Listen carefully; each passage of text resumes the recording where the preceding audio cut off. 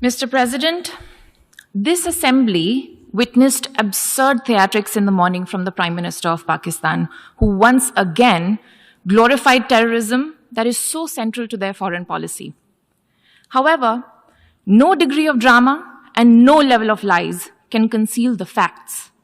This is the very same Pakistan which, at the UN Security Council on 25th April 2025, shielded the Resistance Front, a Pakistani-sponsored terror outfit, from the responsibility of carrying out the barbaric massacre of tourists in the Indian Union territory of Jammu and Kashmir.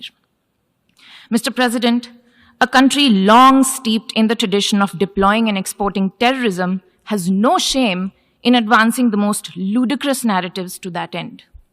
Let us recall that it sheltered Osama bin Laden for a decade, even while pretending to partner in the war against terrorism.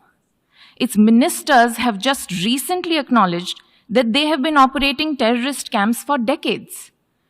It should come as no surprise that once again this duplicity continues, this time at the level of its Prime Minister.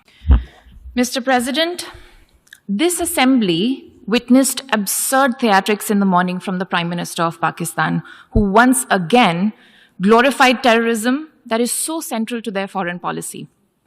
However, no degree of drama and no level of lies can conceal the facts.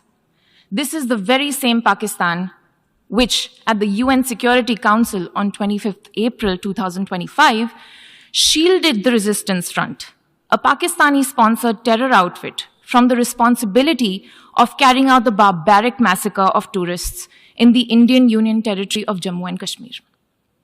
Mr. President, a country long steeped in the tradition of deploying and exporting terrorism has no shame in advancing the most ludicrous narratives to that end. Let us recall that it sheltered Osama bin Laden for a decade, even while pretending to partner in the war against terrorism. Its ministers have just recently acknowledged that they have been operating terrorist camps for decades.